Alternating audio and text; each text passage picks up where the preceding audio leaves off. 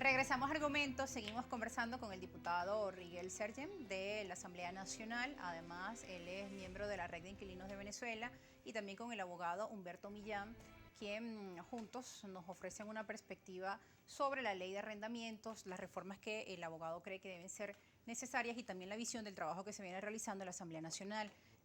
Antes de irnos al corte, estábamos hablando sobre los desalojos que se realizaban, las fotografías que nos comentaba el diputado, ya producción las tiene, para que nos haga el contexto sobre el tema de los desalojos que se venían realizando. Durante la pandemia, un decreto pues prohibió que se realizaran estos desalojos en nuestro país, pero en mayo fue derogado. Sí, ¿Aumentaron los desalojos después de este decreto? Fíjate, bueno, primero, esa foto que estamos viendo allí es cómo se realizaban los desalojos antes de la Ley de Regulación contra el Arrendamiento y el decreto con rango y fuerza de ley contra los desalojos y desocupación arbitraria de vivienda.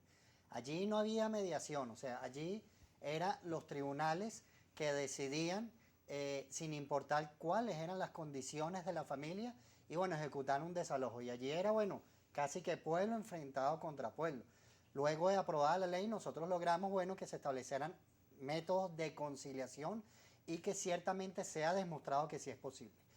Luego, lamentablemente, entre el año 2017, 18 y 19, que también hay otras cifras por allí, aumentaron nuevamente los desalojos arbitrarios. Vamos a ver esa gráfica. Eso básicamente sucedió por el tema de la especulación inmobiliaria, ¿no? Cuando, bueno, tenemos, y hay que decirlo, por el tema del bloqueo, menos ingresos económicos, empezó un proceso de dolarización de facto, eso trajo esa cantidad de desalojos. En el año 2018, como 4.000 desalojos, en el año 2019, 8.000 desalojos arbitrarios. Esos son en los primeros 4 meses, ¿no? Luego, cuando entra en pandemia, que el presidente Nicolás Maduro decreta la prohibición de desalojar por falta de pago, y que tiene que ver precisamente con esta situación, baja más. Baja. Nosotros logramos establecer entre la Superintendencia Nacional de Arrendamiento de Vivienda y los movimientos sociales que en plena pandemia se han ejecutado alrededor de 150 desalojos. O sea, bajó enormemente la cifra. ¿Y después que quitan esa prohibición en mayo, qué ocurre? El 7 de octubre fue que ya no sale.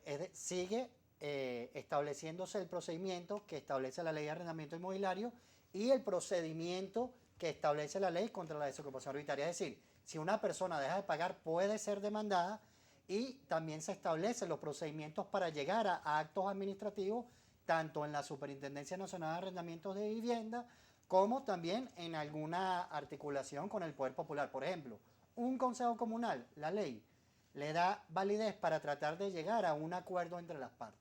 Okay. Y de la misma forma, bueno, también es importante que la gran misión Vivienda Venezuela, que es lo que hemos planteado desde la Asamblea Nacional al Ejecutivo Nacional, al ministro Ildemaro Villarruel, bueno, que hay que establecer un procedimiento, un proceso y una cantidad de viviendas para las familias, bueno, que tienen una sentencia definitivamente firme, diputado, y que deban entregar la vivienda. Sí, ahora vamos a escuchar al abogado Humberto Millán para repartir el tiempo de forma equitativa y revisar las propuestas que nos trajo en referencia al procedimiento oral para el desalojo judicial. A ver, lo que ocurre es que realmente, tanto en el desalojo, mire, hoy en día es muy complejo hablar de arrendamiento.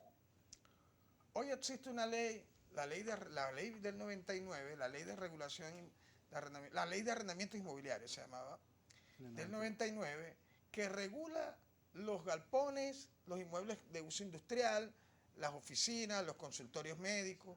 Existe una ley para la regulación y control de los inmuebles de uso comercial y existe esta ley.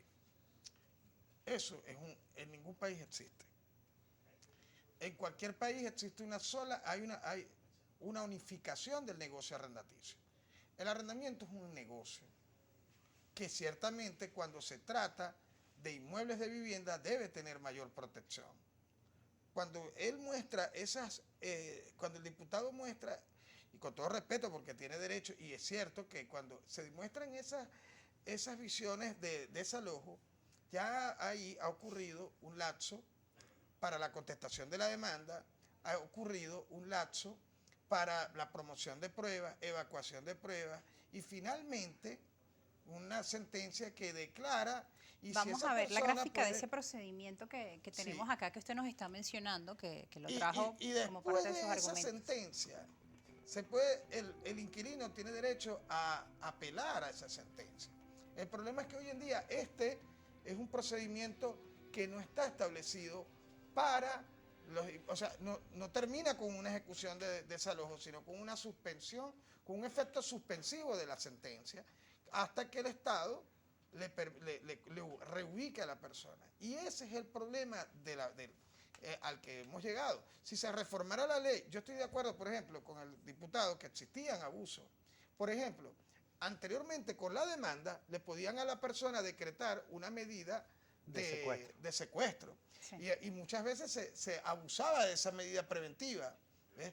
Yo estoy de acuerdo con que, no sé, que se elimine la medida de secuestro preventiva, pero que para que el inquilino pueda defenderse con todos sus lapsos procesales hasta llegar a la ejecución de la sentencia. Este proceso dura aproximadamente 1 año y medio, más el proceso en segunda instancia se apela. Entonces, cuando uno se refiere a ese derecho, a eso que llaman arbitrario, no puede llamarse arbitrario a un proceso judicial en donde incluso hay defensa pública, porque el inquilino que no tenga para pagar un abogado, eso no es verdad, hay defensa pública y el inquilino puede acudir a un defensor público. Defensa pública que creó la ley, por cierto, porque antes la defensa pública la creó esta ley, claro, antes no existía. Pudiera hoy en día establecerse para aquellos inquilinos que son el débil jurídico, o evidentemente porque tienen un proceso en su contra, pero que tienen en esas circunstancias la necesidad de defenderse. Pero toda persona tiene derecho a la defensa. Pero lo que ocurre cuando hoy en día se le paga bajo cuerda en algunas áreas, se le paga a la fuerza pública, por ejemplo. Hay policías que se han prestado para desalojo sin ningún tipo de sentencia. Sí. Y eso sí es arbitrario, porque ahí no hubo un proceso judicial, ahí no hubo derecho a la defensa. Entonces, el negocio hoy en día, para que se aperture, producto de esa demanda, de esa oferta que pudiera existir, eso implicaría, hay una lámina que habla sobre, sobre los costos. Si se ampliara, si se reformara y modernizara esta ley, el negocio inmobiliario mejoraría la capacidad de adquirir para los recién casados, de arrendar. De arrendar. Claro, porque ellos pudieran arrendar, pero hoy en día las inmobiliarias abusan con eso de exigir hasta 12 meses. Mire, yo he leído hasta de 1 año y medio. O sea, quieres estar en el inmueble, pero tienes que... 2 meses de depósito más 12 meses por adelantado. Entonces, eso es de carácter... Es peor, pues, porque se ha convertido en una traba para el inquilino que quiere arrendar. Y es lo que usted presenta acá como los aspectos negativos. El diputado representa la red de inquilinos. Y los inquilinos o los nuevos inquilinos, personas entre 23 y 25 años de edad, no tienen posibilidad de arrendar un inmueble. Que se casan, no pueden alquilar un inmueble en la zona que sea, menos que tengan... Ahora el tema de los precios, que también es otra de las preguntas. ¿Cuánto debería ser el costo mensual para una vivienda según los metros cuadrados? Porque hoy en día los precios son en dólares, suben cada día, cada mes, y también compromete pues a los jóvenes, muchos estudiantes que vienen a la ciudad a hacer su primer empleo, sus pasantías, encuentran con los precios en dólares y completamente disparatados, pidiendo 3 meses de reserva. Han sido también otras que se han desaparecido producto de esto, porque las residencias estudiantiles también tenían una afectación en la ley. Mira, efectivamente la ley establece un procedimiento para calcular el canon de arrendamiento, es decir, el justo valor. Y particularmente el procedimiento depende de, las particularidades de la vivienda, tanto sus años de construcción, sus condiciones de mantenimiento y evidentemente, el tamaño del espacio, es decir, la cantidad de metros cuadrados, ¿no? Actualmente la superintendencia, tiene una deuda, y lo tenemos que decir así, la SUNAVI, con respecto al tema de la regularización de los cánones de arrendamiento, y eso ha traído que la especulación inmobiliaria cabalgue sobre la situación de las familias, ¿no? Pero también quiero agregar con respecto al tema de la posibilidad de los nuevos arrendatarios, arrendatarias, parejas jóvenes, etcétera, los inquilinos que quieran hoy día arrendar, ¿no? ¿Qué es lo que nosotros estamos proponiendo desde la Asamblea Nacional, desde la Comisión de Administración y Servicios, y que lo hemos llevado al Ministerio de Hábitat y Vivienda? Es importante que exista una política de arrendamiento social, ¿no? Y que el ministro nos ha tomado la palabra en ese plan que decía 14+5, que establece la Gran Misión Vivienda Venezuela, ya está empezando a hablar de arrendamiento social. Los que existe detalles en otros países. de ese proyecto 14+5, sé que les gustan mucho los números en estos planes que están presentando, lo vamos a revisar al regreso de la Vale. pausa, así como las preguntas que tiene nuestra audiencia. Ya nos están llegando acá muchas preguntas a través de